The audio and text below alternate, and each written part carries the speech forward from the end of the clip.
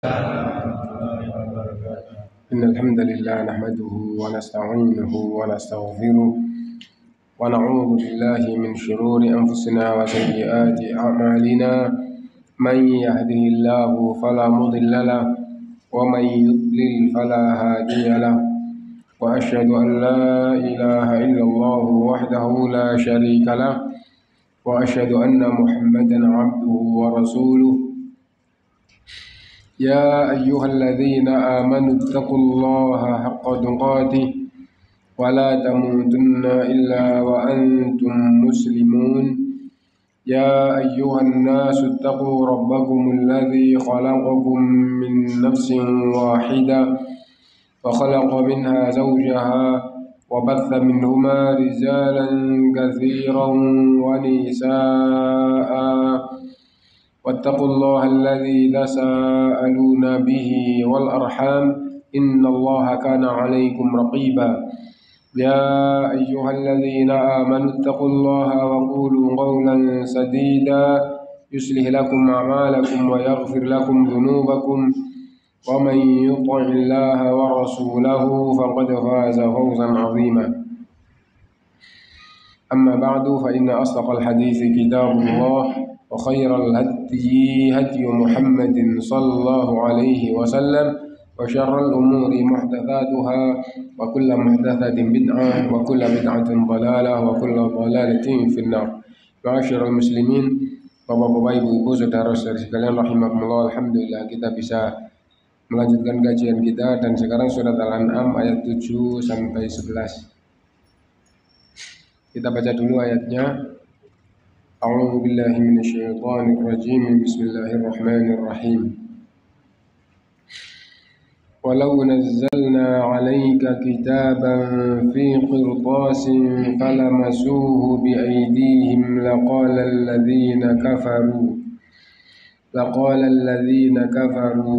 in hadha illa sihrun mubin. وقالوا لولا أنزل عليه ملك ولو أنزلنا ملكا لقضي الأمر ثم لا ينظرون ولو جعلناه ملكا لجعلناه رجلا وللبسنا عليهم ما يلبسون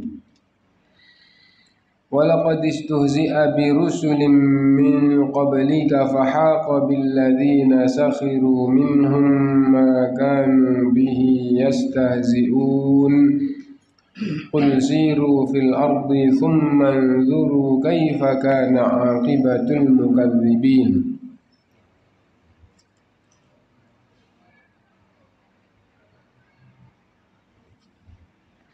Walau nazzalna 'alaika kitaban, seandainya kami turunkan kepadamu wahai Muhammad SAW kitab fi qirtasin, dalam kertas. Maksudnya seandainya ayat-ayat Allah yang Allah turunkan itu berupa lembaran yang ada tulisannya. Seandainya kami turunkan kepadamu kitab berupa tulisan di atas kertas, falamasuhu biaydihim, lalu orang-orang itu bisa memegang dengan tangan mereka, laqalu, sungguh mereka pasti berkata, laqala alladzina kafaru, sungguh orang-orang kafir berkata, in hadza illa sihrun mubin, ini tidak tiada lain kecuali sihir yang nyata.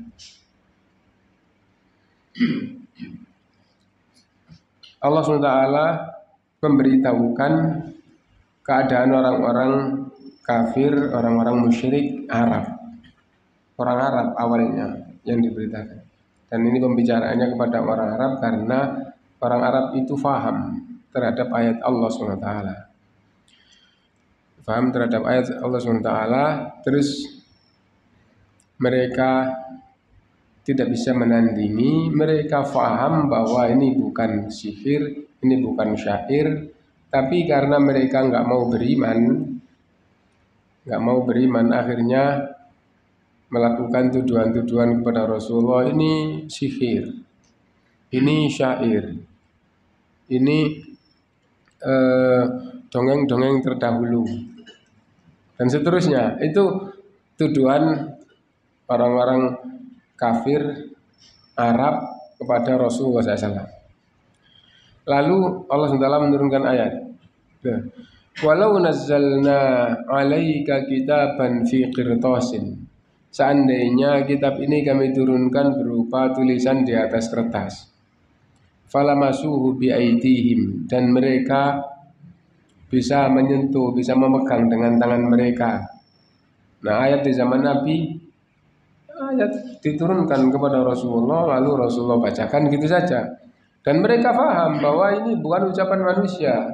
Kenapa? Mereka ahli bahasa, dan bahasa ini tidak bisa ditandingi oleh bahasa manusia. Mereka ahlinya. Dan mereka tahu Rasulullah SAW dari kecil tidak bisa bicara sendiri. Ini betul-betul Allah turunkan, tapi karena mereka tidak mau beriman, akhirnya melakukan tuduhan. Nah, lalu dituduh dengan berbagai tuduhan tadi itu. Terus di sini Allah menjelaskan, seandainya ayat ini itu kami turunkan berupa tulisan di atas kertas, mereka pun bisa baca, mereka pasti akan orang-orang kafir pasti akan berkata, in hadza illa sihrun mubin, ini tiada lain kecuali sihir yang nyata. Bagaimana mungkin tidak ada yang nurunkan, tahu-tahu ada lembaran turun terus diterima oleh Rasul, ini sihir, akan begitu juga. Nah, enggak mempercayai isinya. Nah, itu. Waqalu, lalu mereka tidak membahas ayat itu. Kenapa? Karena mereka paham dan tidak bisa bantah kalau terhadap isi ayat. Setiap dibacakan, yang dengar pasti takjub, pasti maunya ikut beriman. Bahkan orang-orang yang tidak punya kepentingan, pendatang apalagi, terus dibacakan ayat langsung beriman. Setiap ayat dibacakan, orang kafir pun tatkala dibacakan ayat tidak bisa apa-apa, mereka dengar terus akhirnya sudah pulang. Tapi kalau beriman, nanti berarti berhala-berhala ini harus dihancurkan semua. Nanti berarti kabilah ini tunduk kepadanya. Nah, macam-macam ta'assub atau kefanatikan kabilah seperti Abu Lahab dan orang-orang sebenarnya, atau karena egoisnya seperti pamannya yaitu Abu Lahab. Nah, jadi itu. Jadi intinya sebabnya itu adalah sebab-sebab hawa nafsu. Nah, dan seandainya tidak ada tendensi apa-apa, dibacakan ayat pasti beriman. Di zaman dulu seperti itu. Sampai akhirnya tokoh-tokoh kafir Quraisy itu kemudian kumpul, kemudian bagaimana supaya Quran itu tidak dibacakan. Nah, orang-orang nggak boleh dengar, orang-orang nggak mau mendengar dibacakan sama Rasulullah sama para sahabat. Akhirnya mereka mengisukan jangan didengar Quran, kalau sampai dibacakan buat gaduh, nanti akan menang. Akhirnya Allah turunkan ayat juga. Waqalu la tasma'u li hadzal qur'ani walghaw fihi la'allakum taghlibun. Tokoh-tokoh mereka berkata, jangan kalian dengar Quran yang dibacakan pada kalian. Kalau sampai dibacakan buat gaduh supaya kalian menang. Nah, jadi kayak gitu. Jadi kalau masalah isinya, orang Arab di zaman Nabi SAW tidak ada yang bisa menolak. Kenapa? Ini adalah mukjizat terbesar. Mukjizat Rasulullah terbesar, bahkan mulai dari Nabi pertama sampai Rasul terakhir ini tidak ada mukjizat yang lebih besar daripada Al-Quran. Mukjizat itu tidak ada yang bisa menandingi. Nah, dan Quran ini dibacakan di zaman itu tidak ada yang bisa menandingi. Sampai sekarang kalau orang itu mau jujur tidak bisa menandingi Al-Quran. Satu-satunya yang bisa mengalahkan Quran adalah gaduh. dibacakan Quran, dijelaskan maknanya, tapi di sebelah itu konser, nggak bisa masuk. Nah, jadi itu. Nah, jadi itu yang bisa. Ya, adapun orang mau mendengarkan ayat, gitu. Terus isinya apa? Nggak ada yang bisa menandingi. Adapun merasuknya orang di zaman sekarang itu jiwanya dipenuhi dengan kebudayaan-kebudayaan yang menutupi jiwa, akhirnya Quran itu tidak gampang masuk. Bacakan Quran tidak dibacakan sama saja. Kenapa? Karena pikirannya itu sudah bukan pikiran kebenaran lagi, sudah hawa nafsu dan kebudayaan-kebudayaan yang menyia-nyiakan kehidupannya. Nah, itu tentang masalah Al-Quran ini, gitu. Akhirnya mereka beralih pembicaraan ya, bahwa Quran ini dibacakan mereka nggak bisa mengelak. Terus tuduhan-tuduhan yang ada, wah ini sihir, ini syair. Nah, bahkan seandainya diturunkan di atas kertas langsung, mereka pun akan mengatakan ini sihir, mana mungkin itu datang dari langit kertas bertulisan terus diterima. Nah, ini jadi itu. Nah, isinya tidak mau menerima isinya. Akhirnya pembicaraannya ganti. Bagaimana? Wa qalu laula nuzila alaihi malak. Kenapa kalau Allah mengutus Rasul tidak menurunkan malaikat? Atau kalau Rasul itu adalah manusia pertama yang diutus, malaikat diturunkan lalu menggandeng Rasulullah seolah-olah seperti penerjemahnya. Di ayat yang lain langsung. Kenapa kalau Allah mengutus Rasul kok bukan dari kalangan malaikat? Nah, dari itu. Lah di sini wa qalu laula unzila alaihi malak. Kenapa tidak diturunkan malaikat kepada Rasulullah? Apa maksudnya? Kalau Allah mengutus Rasul, kalau menunjuk manusia, ya Allah menurunkan malaikat, terus gandeng manusia yang ditunjuk Rasul seolah-olah sebagai penerjemah. Kenapa anda gitu? Itu. Walau anzalna malakan laqudiyal amru tsumma la yunzarun. Kalau kami turunkan malaikat, gitu, maka qudiyal amru, selesai urusan. Apa maksudnya? Ya nggak diperlukan lagi, nggak dibutuhkan lagi. Kalian harus beriman. Kalau kalian mau ini, kalau tidak mau langsung diazab, langsung begitu. Sudah tidak dibutuhkan beriman. Nah, tapi kalau diturunkan Quran kepada Rasulullah jadikan sebagai utusan, padahal dia manusia biasa. Ini di samping isinya itu hidayah, sekaligus sebagai ujian. Sekaligus sebagai ujian di dalam kehidupan manusia. Seandainya Allah menampakkan dirinya dan manusia itu dijadikan kekuatan bisa melihat Allah di dunia, tidak diperlukan lagi beriman kepada Allah. Seandainya malaikat itu diperlihatkan oleh Allah pada manusia dan manusia punya kemampuan bisa melihat, oh itu malaikat diutus gini-gini, ya kalau gitu tidak diperlukan lagi disuruh beriman pada. Ngapain disuruh beriman, sudah jelas-jelas nyata. Nah, termasuk Quran. Bagaimana Quran kok dikatakan firman Allah kepada Rasul? Nah, itu sebagai ujian dari satu sisi. Nah, kalau manusia ini itu tidak percaya, nah maka masuk pada golongan orang-orang yang tidak percaya. Kalau dia percaya berarti masuk pada golongan orang yang beriman, lulus dalam ujian, gampangnya begitu. Nah, karena itu seandainya kami turunkan kepada Muhammad SAW malaikat, maka sudah selesai urusan, tidak disuruh beriman. Ini aturan nggak mau langsung diadab. Kenapa? Sudah tidak dibutuhkan percaya atau tidak percaya. Seperti di hari kiamat. Di hari kiamat tidak diperintah lagi beriman dan semuanya sudah percaya.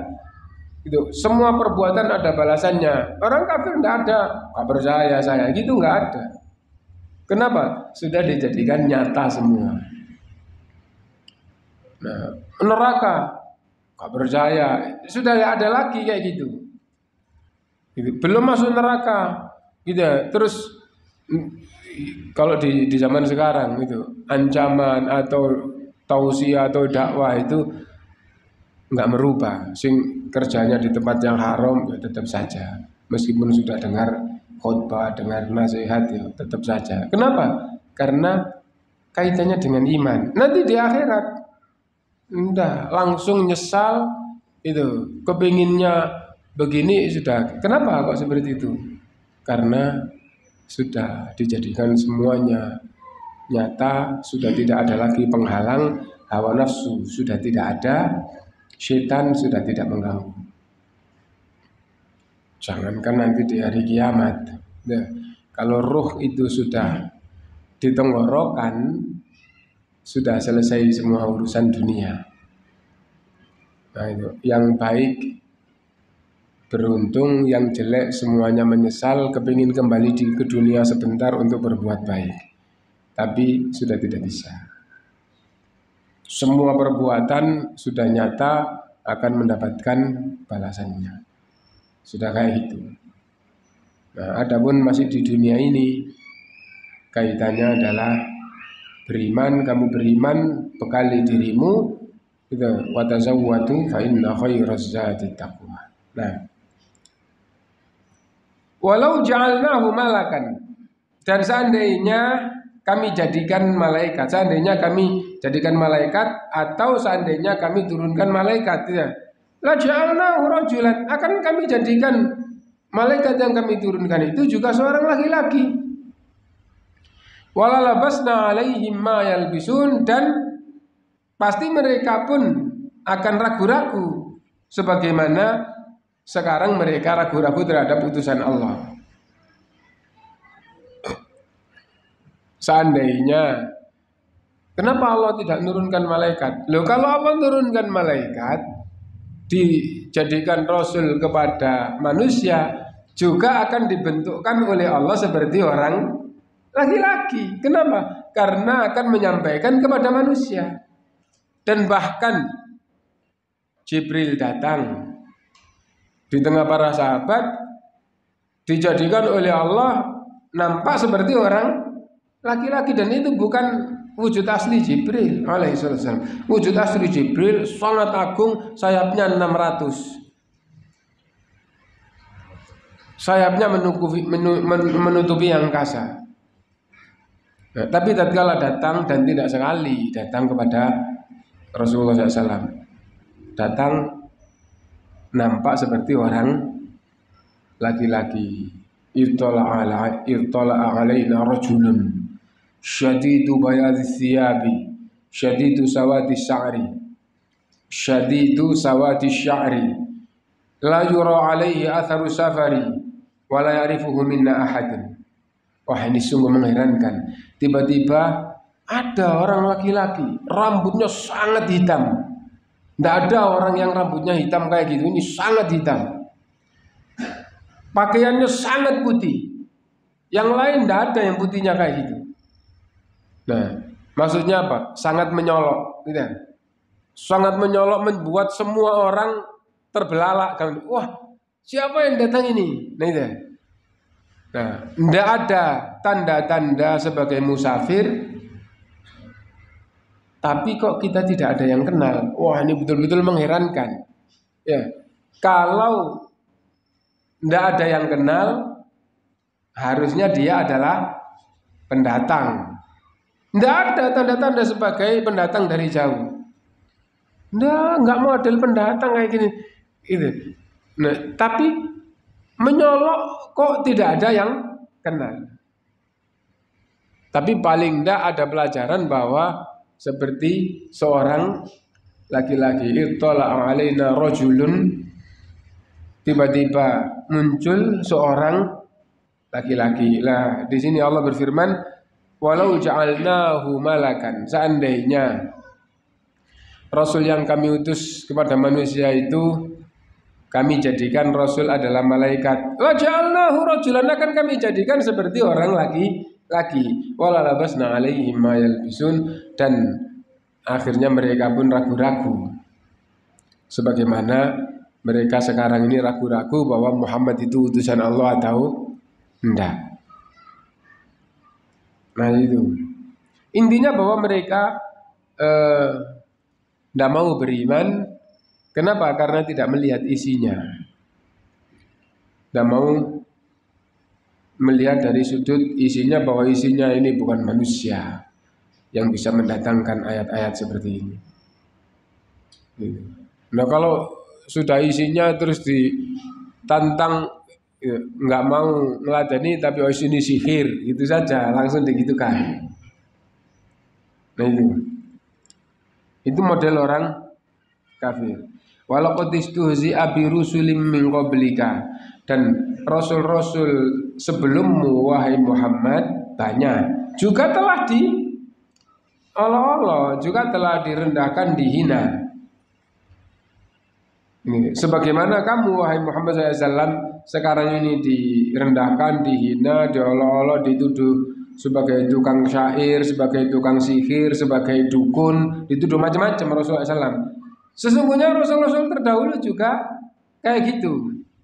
Fahaqa billadzina sakhiru minhum ma kanu bihi yastahzi'un, maka itu layak mereka betul-betul diazab oleh Allah SWT atas perolok-olokan mereka. Nah, dan ini pelajaran, kalau mereka tidak mau berhenti, mereka juga akan diazab sebagaimana umat terdahulu. Qul, katakan wahai Muhammad SAW pada mereka, siru fil ardi, lakukan perjalanan di muka bumi. Dan orang Arab Mekah dan sekitarnya waktu itu punya kebiasaan melakukan perjalanan di muka bumi setiap tahun rata-rata 2 kali perjalanan jauh. Ketika musim dingin mereka ke Yaman, ketika musim panas mereka ke Syam. Kenapa? Karena kalau musim panas di Syam tidak terlalu panas, sehingga aktivitas masih jalan, masih normal, masih ramai. Ya. Nah, ketika musim dingin ke Yaman, kebalik lah. Enggak ya, bener ya. Ketika musim dingin ke Yaman, kenapa? Karena kalau di Syam musim dingin salju, nggak ada kegiatan. Tapi di Yaman musim dingin, tapi dinginnya biasa. Maksudnya masih kuat, sehingga aktivitas tambah ramai. Nah, mereka melancong untuk apa? Untuk dagang dan pulang membawa barang yang banyak. 2 bulan 3 bulan datang di rumah, 2 bulan 3 bulan pergi lagi, balik lagi. Jadi seandainya dibuat rata gitu 3 bulan 3 bulan 3 bulan di sini, 3 bulan berangkat, 3 bulan di sini lagi, 3 bulan berangkat lagi ke sebelah. Seandainya rata kayak gitu. Nah itu kebiasaannya. Li'ila fi Quraisy ila fihim rihlatash syita'i was-shayf. Kebiasaan orang-orang Quraisy melakukan perjalanan di musim dingin dan di musim panas. Gitu. Mengingatkan bahwa Mekah dan sekitarnya itu tidak ada kehidupan. Maksudnya tidak ada kehidupan, tidak ada tumbuhan yang tumbuh. Dan hampir tidak ada air. Adanya air Zam-Zam. Dan air Zam-Zam tidak seperti di zaman sekarang gitu, bisa dikirim kemana-mana. Dulu ya jalan kaki untuk ngambil ya. Nah, tumbuh-tumbuhan tidak ada. Nah, terus makannya dari mana? Hasil melancong tadi itu. Luar biasa ya. Tapi makmur negerinya sampai sekarang gitu. Di Mekah ini ada pohon Sukarno tumbuh. Pohon Sukarno itu pohon apa? Bahasa Jawanya itu imbo. Di daerah Gresik itu orang nyebut iki wit apa iki, wit imbo. Buahnya segini pahit, tapi jarang berbuah. Kalau lagi berbuah ya banyak juga gitu. Nah, nggak ada yang dimakan. Daunnya pahit, ininya juga pahit. Gitu. Nah, orang daerah sana nanam dulu. Kalau di zaman saya SD itu masih banyak orang yang motong kayunya itu kalau lurus itu dipakai kusen. Tapi kalau ndak lurus dipecel buat masak, buat kayu bakar. Nah, itu. Nah, terus akhir-akhir itu musim diabetes ya, itu ada gitu. Sampai ada tulisan yang ahli itu loh, ini anu pohon dan daun ini itu imbo ini. Nah, itu direbus, bukan mau nih buahnya gini-gini terus dalamnya nanti ada kecil-kecil itu. Beda. Ini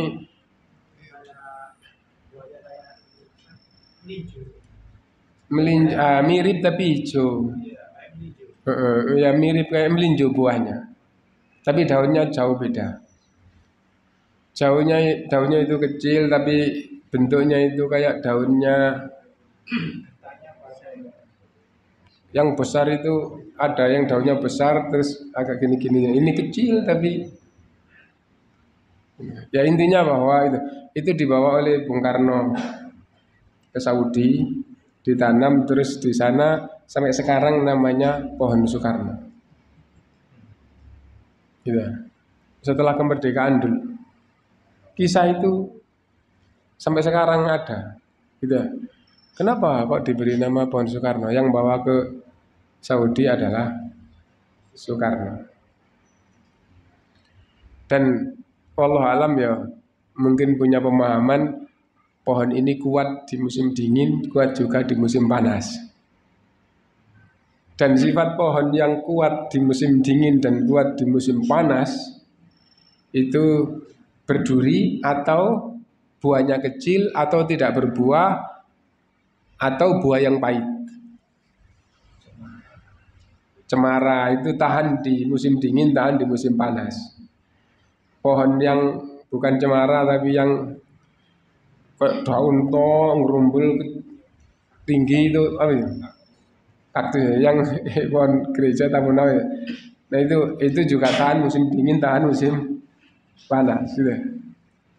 Dan ternyata dan ada ayat gitu. Negeri Sabak di zaman dulu yang sangat makmur disifati oleh Allah jannatani an yamin wa shimal. Setiap perkotaan dikelilingi surga kanan dan kirinya, maksudnya perkebunan yang sangat memakmurkan ya. Nah, tetapi karena kedurhakaannya kepada Allah didatangkan oleh Allah sailal arim, banjir yang menenggelamkan semuanya, terkubur semuanya. Dan setelah banjir itu selesai, pohon-pohon tadi itu tidak ada semuanya, yang ada diganti oleh Allah itu pohon yang berduri, pohon yang tidak berbuah, itu cemara-cemara dan syai'im min sidrin qalil. Ada pohon yang bisa dimakan yaitu bidara dan itu sedikit. Lah itu sendiri berduri dan buahnya juga kecil. Itu bidara gitu ya. Nah itu, dan betul apa enggak di antara faedahnya ya. Di antara faedahnya itu ya, pohon yang tahan dingin dan panas, banjir tahan dia. Ya, itu pohon yang berduri, cemara, kayak itu. Itu adapun pohon-pohon anggur, kurma itu kerendam air mati. Ya.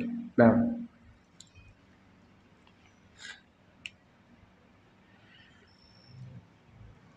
qul siru fil ard, katakan wahai Muhammad, lakukan perjalanan di muka bumi. Sumanzur, lalu lakukan penelitian. Sumanzur, lalu lihatlah. Lihat sekarang ya tinggal beberapa saja, misalnya ke Mesir, ada piramid. Ya. Kalau enggak melakukan penelitian, tahu apa dengan melihat piramid? Wah, ngapain ya mereka membangun kayak gini terus gak ada ruangannya di dalam, gitu saja kalau gitu. Gitu. Habis itu terus misalnya datang ke Borobudur, lakukan perjalanan terus Borobudur, terus ngapain mereka buat kayak gini repot-repot terus gitu kan gitu. Gitu. Untuk rekreasi, untuk misalnya gitu ya. Nah, kok repotnya kalau rekreasi kok akan begitu. Nah, tapi summandur lakukan penelitian. Lakukan penelitian. Wah, orang dulu ternyata luar biasa. Gitu. Buat tempat ibadah kayak Borobudur. Batu besar-besar motongnya bagaimana? Dan satu dengan yang lain bisa ngunci. Ya, terus ditumpuk sedemikian, ya, besar-besarnya menunjukkan bahwa orangnya hebat-hebat. Itu. Apalagi tambah ke belakang. Maksudnya tambah ke belakang tambah lama masanya dari sekarang. Gitu. Lakukan penelitian akan menunjukkan bahwa orang dulu jauh lebih hebat, lebih kuat, tapi kesudahannya apa? Ya. Misal di zaman Nabi Nuh, kisahnya masih segar sampai sekarang. Banjir sampai menenggelamkan gunung. Orangnya kayak apa? Orangnya tidak kayak orang sekarang. Orangnya bagaimana? Banjir sudah tidak bisa dibayangkan dahsyatnya. Ya. Bisa-bisa rumah itu sudah pada tenggelam. Datang pertolongan? Tidak. Gitu. Lah terus saya cari pertolongan sendiri. Gampangnya begitu. Dari mana gitu? Diambil dari kalimat wallahu a'lam. Ini adalah diantara penjelasan gitu ya. Jadi Nabi Nuh berkata kepada anaknya, "Ya bunayya arkam ma'ana." Wahai anakku, naik bersama kami. Naik bersama kami. Ini banjir sudah sedemikian rupa, naik bersama kami. Wala takum ma'al kafirin, dan jangan bersama orang-orang kafir. Ternyata anaknya tidak mau. Sa'awi ila jabalin, aku akan berlindung ke gunung. Ya'simuni minal ma', akan menyelamatkanku dari air ini. Kalau jenengan banjir, rumahnya tinggal atap, datang pertolongan, mau apa enggak? Kok mau apa enggak? Ya, baru setengah sudah kesana kemari cari pertolongan. Gitu. Ini enggak. Sa'awi ila jabali ya'simuni minal ma'. Allah yang menurunkan ayat. Qala la 'asimal yawma min amrillah. Pada hari seperti ini tidak ada yang bisa selamat dari perkara Allah SWT. Nah itu, qul siru fil ard, katakan lakukan perjalanan di muka bumi, tsummanzur, lalu lakukan penelitian. Kaifa kana aqibatul mukadzibin, seperti apa kesudahan orang-orang yang mendustakan. Orangnya hebat-hebat, kuat-kuat, tapi hancur oleh azab Allah SWT. Kenapa? Karena kufur kepada Allah SWT. Nah, terus apa yang diinginkan dari semua ini? Yang diinginkan adalah ini ayat Allah sebagai peringatan. Berimanlah dan ikutilah, berjalanlah di atas jalan Allah Subhanahu wa taala, kamu akan selamat dan kamu akan menyimpang. Jangankan kamu yang lemah, mereka dulu orang yang hebat-hebat, kuat-kuat, karena tidak mau jalan di atas jalan Allah, Allah hancurkan semuanya. Allah azab di dunia, dan Allah beritakan azab di dunia itu ringan, azab di akhirat itu nanti akan lebih pedih. Nah itu ayat ini mudah-mudahan kita bisa mengambil faedahnya. Kalau ada yang mau ditanyakan, mohon dipersilakan.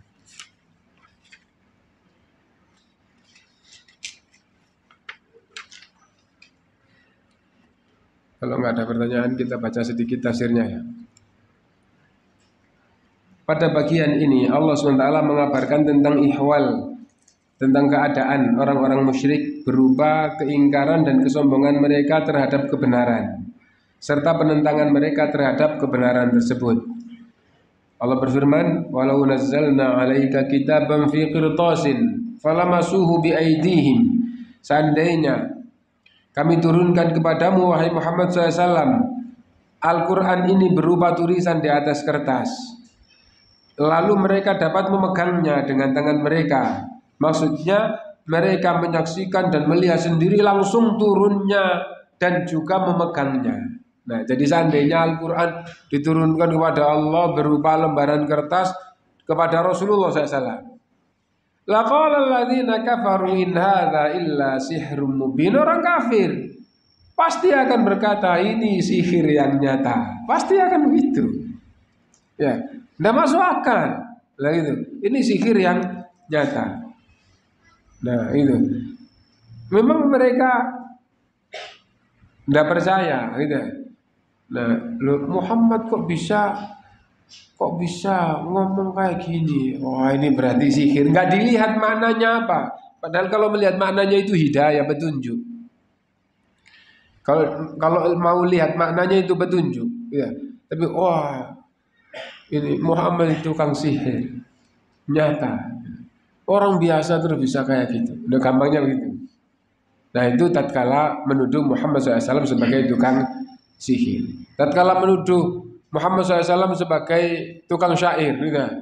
Kalau lantunan ayat itu enak, wah dia itu tukang syair. Padahal mereka faham bahwa Muhammad SAW bukan tukang sihir, dia juga bukan ahli syair. Dan Allah juga bantah tatkala mereka tuduhannya syair. Wa ma yanbaghi lirrah wa ma yanbaghi wa ma 'allamnahu sihra wa ma 'allamnahu syi'ra wa ma yanbaghi la. Dan kami tidak mengajari, kami Allah nih, kami tidak mengajari Muhammad syair dan tidak layak Rasul diajari syair. Itu. Tapi mereka memang orang yang tidak mau beriman. Nah itu tuduhan kepada Rasul. Dituduh gila. Gila tatkala mendakwahkan tauhid la ilaha illallah yang mereka fahami di waktu itu adalah berarti semua kepercayaan ini menyembah Hubal, ini menyembah Lata, ini menyembah, berarti semua ini batil semuanya, berarti harus dibuang semuanya gitu. Nah, wah gila itu, semua disalahkan. Nah, itu. Dan mereka tahu bahwa Muhammad tidak gila. Sallallahu alaihi wasallam. Itu difirmankan oleh Allah seperti itu. Nah, laqala alladziina kafaru in hadza illa sihrun mubin. Sungguh orang kafir berkata ini adalah sihir yang nyata. Kesombongan itu sama seperti kesombongan mereka terhadap segala hal yang nyata. Sebagaimana Allah SWT berfirman di ayat yang lainnya, walau fatahna alaihim babam minas sama fadhallu fihi ya'rujun laqalu innama sukkirat absaruna bal nahnu qaumun mashurun. Dan seandainya kami bukakan untuk mereka pintu langit dan mereka terus menerus berusaha naik melalui pintu langit itu, seandainya pintu langit dibuka terus mereka itu akhirnya bisa merobos ke langit, mereka juga pasti akan mengatakan kita ini sedang tersihir. Akan begitu. Memang gak mau beriman, memang tidak mau beriman gitu. Wa qalu laula nuzila alaihi malak. Kalau seandainya ayat-ayat itu benar, kenapa Allah tidak turunkan malaikat untuk membawa turun ayat itu kepada Muhammad SAW? Gitu ya. Maksudnya agar malaikat itu menjadi pemberi peringatan bersamanya. Gitu. Nah, jadi kenapa Allah tidak menurunkan malaikat sehingga bersama-sama dengan Muhammad SAW memberi peringatan pada umat dua orang, terus Rasulullah seolah-olah jadi penerjemahnya malaikat. Jadi gitu. Kan kalau misalnya ada masyayikh, ada syekh dari Timur Tengah, dari Saudi, dari Mesir, terus di masjid yang masyarakat umumnya nggak ngerti bahasa Arab kan ada penerjemahnya. Wah ini syekhnya dari, lah mereka itu ngomongnya itu kenapa kalau memang Rasul itu diberi ayat kok Allah tidak menurunkan malaikat terus nanti mendakwahkan kepada umat dan Muhammad SAW sebagai pendampingnya bersama-sama memberi peringatan gitu. Nah itu. Lalu Allah SWT memberitahukan walau anzalna malakan laqudiyal laqudiyal amru tsumma la yunzarun. Dan kalau kami turunkan kepadanya malaikat, tentu selesailah urusan, kemudian mereka tidak diberi tangguh sedikit pun. Tidak diberi tangguh, tidak ditunda sedikit pun. Apa maksudnya? Tidak percaya langsung diazab. Tidak percaya langsung diazab, maksudnya begitu. Itu. Sebagaimana hukum di akhirat, tidak. Maksudnya seandainya malaikat diturunkan kepada mereka yang melakukan kekafiran, niscaya diturunkan dengan membawa azab dari Allah SWT. Penggalan ayat tersebut adalah sama seperti firman Allah SWT, ma nunazzil malaikata illa bil haqq wa ma kanu idzam munzarin. Kami tidak menurunkan malaikat melainkan dengan benar untuk membawa azab, dan tidaklah mereka ketika itu diberi tangguh sesaat pun. Nah, kemudian seandainya malaikat itu diturunkan, seperti apa bentuknya? Walau ja'alnahu malakan la ja'alnahu rajulan wala labasna alaihim ma yalbisun. Dan kalau kami jadikan Rasul itu dari kalangan malaikat, tentu kami jadikan dia berupa laki-laki. Dan jika kami jadikan dia berupa seorang laki-laki, kami pun akan jadikan mereka tetap ragu sebagaimana kini mereka ragu. Apa maksudnya? Mereka tetap tidak beriman. Mungkin itu ya, insya Allah secara umum makna dari ayat tadi sudah kita pahami ya. Mudah-mudahan Allah memberi kemudahan kepada kita semuanya untuk memahami ayat-ayatnya dan mengikuti apa isi dari ayat-ayat Allah Subhanahu wa ta'ala.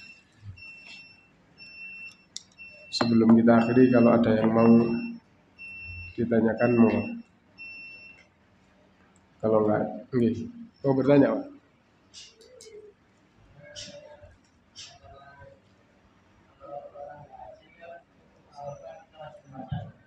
Kalau haji,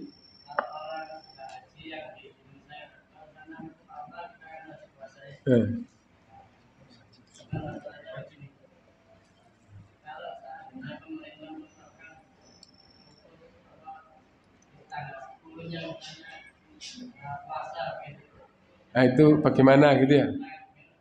Ya, jadi yang pertama puasa Arafah itu sunnah, meskipun sangat agung tapi hukumnya adalah sunnah gitu ya. Jadi ketika hari Arafah, nah itu yang tidak haji disunahkan untuk puasa Arafah. Nah yang jadi masalah adalah bagaimana kalau tanggal satunya beda antara Indonesia dengan Saudi, duluan Saudi, sehingga di Saudi wukuf, di sini baru tanggal 8. Di Saudi hari raya, di sini baru tanggal 9. Nah kalau gitu bagaimana? Bagaimana kalau dibalik? Nah kalau dibalik enggak. Ya. Di Saudi wukuf di Arafah, di sini sudah hari raya, gimana? Nah itu tidak terjadi. Kenapa kok tidak terjadi? Karena tenggelamnya matahari lebih dulu di sini daripada di Saudi. Ya, tenggelamnya matahari lebih dulu di sini daripada di Saudi. Ya, kalau tenggelamnya di sini, kalau tenggelamnya di sini lebih dulu 4 jam setelah sini tenggelam, Saudi baru matahari tenggelam, gitu ya. Nah, kalau di sini tenggelam, kelihatan hilal ya. 4 jam lagi di Saudi, hilalnya tambah besar. Ya. Nah, jadi itu. Jadi itu tentang melihat hilal. Tapi kalau di sini tenggelam, belum lihat hilal, 4 jam lagi di Saudi matahari tenggelam, bisa jadi belum berarti sama, bisa jadi lu melihat. Nah akhirnya Saudi mengatakan besok puasa, Indonesia masih mengatakan besok belum puasa. Kenapa? Karena pas maghrib di Indonesia belum ada hilal.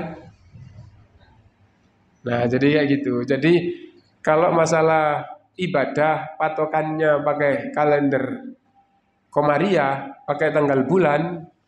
Nah, kalau tidak bareng, maka yang barat akan lebih dulu. Yang di barat akan lebih dulu. Gitu ya. Nah, kalau yang di barat lebih dulu, Saudi lebih dulu lah. Kalau Saudi wukuf, tapi pemerintah di sini masih menetapkan tanggal 8. Karena tanggal 1-nya duluan sana. Bagaimana? Kalau di Saudi hari raya, kita di sini masih puasa, bagaimana? Gitu. Nah, dari awal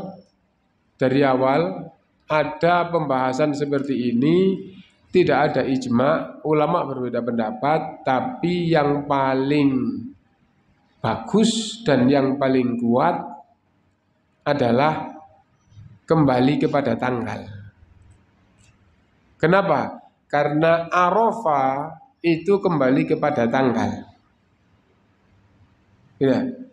Arafah itu kembali kepada tanggal. Paham ya? Kapan wukuf di Arafah? Kembalinya Saudi menetapkan kapan wukuf di Arafah, kapan mulai haji. Mulai haji setelah tahallul dari umroh, yaitu tanggal 8. Orang-orang haji tarwiyahan kapan? Nah, itu merujuknya kepada kapan hilalnya. Berarti yang jadi patokan itu adalah tanggal. Dan ada ayatnya, wa yas'alunaka 'anil ahillah. Mereka akan bertanya kepadamu tentang hilal. Qul hiya mawaqitu lin-nasi wal hajj. Katakanlah hilal itu untuk menentukan waktu-waktu ibadah dan untuk menentukan ibadah haji. Jadi ibadah haji itu ketentuannya dikembalikan kepada kapan hilal.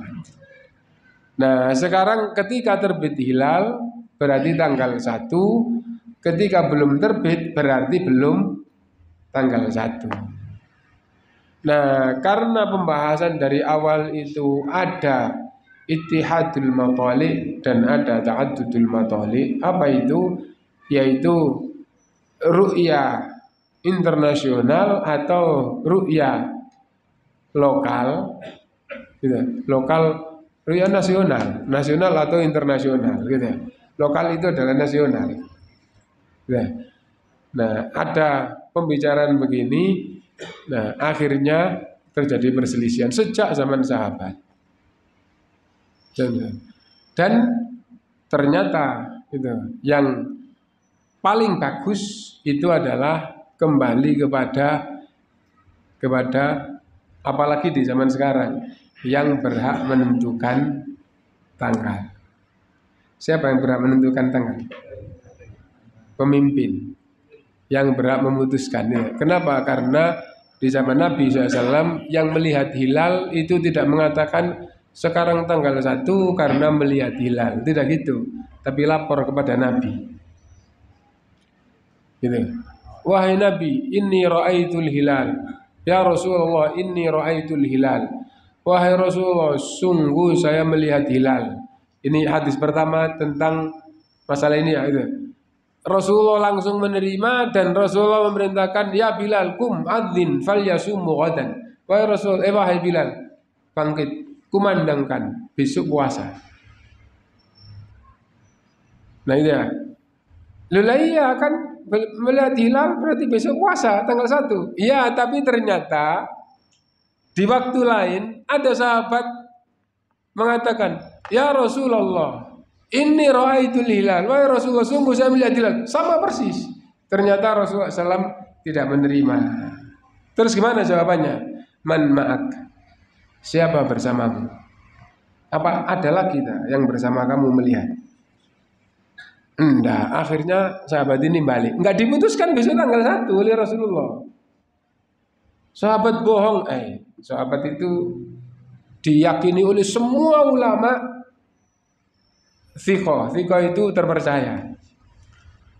Akhirnya tidak diputuskan oleh Rasulullah. Ternyata setelah balik terus ada berita, ada satu lagi. Akhirnya ketemu terus balik ke wahai Rasulullah. Dia juga melihat. Naam ya Rasulullah inni ra'aitul hilal. Akhirnya diputuskan juga oleh Rasulullah. Nah, berarti yang memutuskan siapa? Rasulullah ya. Tatkala ada yang datang tidak diterima oleh Rasulullah, tidak diputuskan. Akhirnya balik, terus ada satu lagi. Nah, jadi kayak gitu. Nah, sekarang siapa yang berhak memutuskan? Ya, hampir semua ulama itu mengatakan yang lebih tepat itu adalah pemimpin. Sekarang siapa pemimpin? Apa Indonesia mau dipimpin Saudi? Saudi dimusuhi kok dijadikan pemimpin gimana ya? Apa Saudi mau dipimpin Indonesia? Nggak bisa ngerasa Indonesia. Itu Indonesia itu rendah di mata Saudi. Ya, jadi ya itu. Gimana? Yang punya hukum, yang punya wukuf, yang punya, maksudnya wukuf Arafah di mana gitu ya? Wukuf Arafah, ya wukuf itu di Arafah. Wukuf itu di Arafah. Gitu. Maksudnya kenapa kok kita tidak ngikuti itu gitu ya? Ya makanya tadi dari awal kita sudah sampaikan itu ya. Dan pembicaraan ini, pembicaraan di kalangan kita itu pembicaraan rendahan.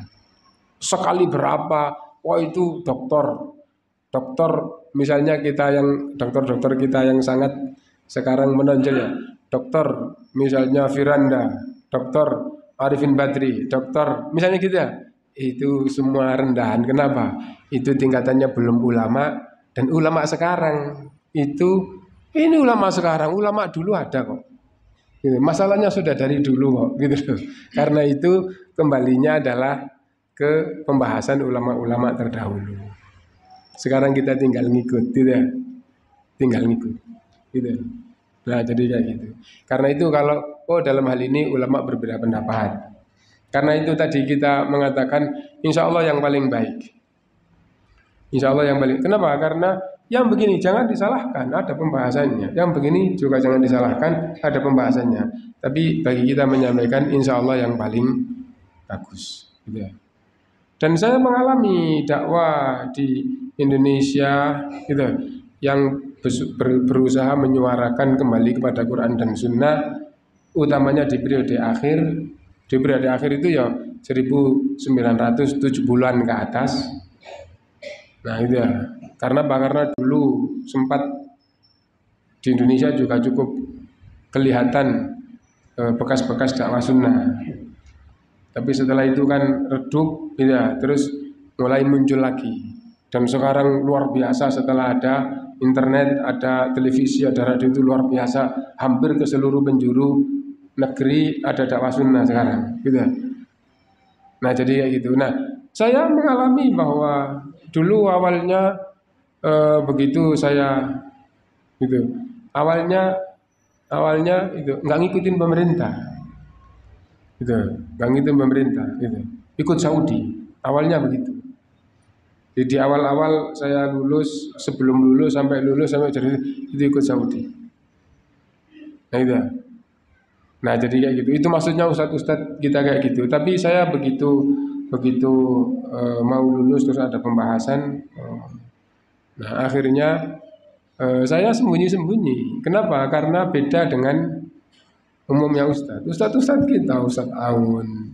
Saya muridnya. Terus akhirnya saya ke Libya. Terus di sini ada ustadz di Surabaya dari awal sebelum saya berangkat ada Ustadz Mubarak. Ya. Ada orang-orang yang di atas kita umurnya, dakwahnya lebih dulu semuanya itu. Nah, selalu bersamaan dengan Saudi di awal. Ya, terus akhirnya tidak bersama. Yang penting lihat apa enggak. Terus, nah ternyata setelah itu kalau ada masalah-masalah yang besar kayak gini itu minta fatwa kepada ulama.